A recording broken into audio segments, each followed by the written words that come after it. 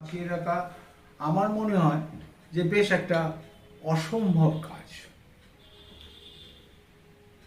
তো আপনার সেক্ষেত্রে কি আপনার হচ্ছে এটা আমাদের পাঠ্য বইতেও ছিল, আপনার হচ্ছে সবাই বোঝেনও যে যে মরশুমটাতে আপনার মানে চাষটা হয়, যে কোনো ফসল পার্টিকুলার যে ফসল, সেই ফসলটার আগে বা পরে যদি আমি ফসলটাকে নিয়ে যেতে পারি তাহলে কিন্তু চাহিদার থেকে যোগানের পরিমাণটা কম থাকে এবং দামটা ভালো পাওয়া যায়। এর একটা পরিকল্পনা করতে হবে।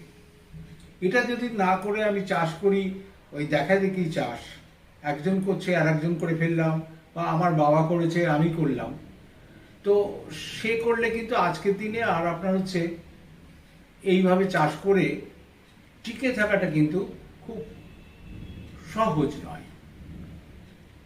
তাই পুরো চাষের পরিকল্পনা একটা তৈরি করতে হবে।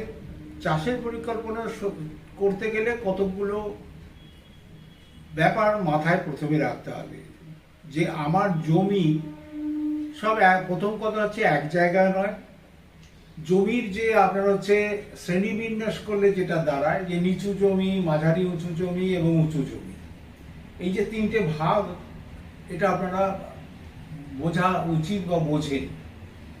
তো এইটা আমার কতটুকু আছে, কোনটা কতটা আছে, যে আমি যদি নিচু জমিতে গায়ে চড়ে উঁচু জমি চাষ করতে যাই সেটা সম্ভব না, জল জমে যায় বা অমুক সমুক এই সমস্ত সমস্যা এসে হাজির হবে, যেটা মোটেই অভিপ্রেত নয়।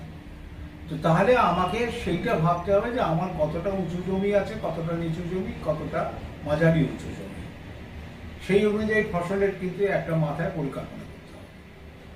এরপরে আসছে, যদিও আজকাল আপনার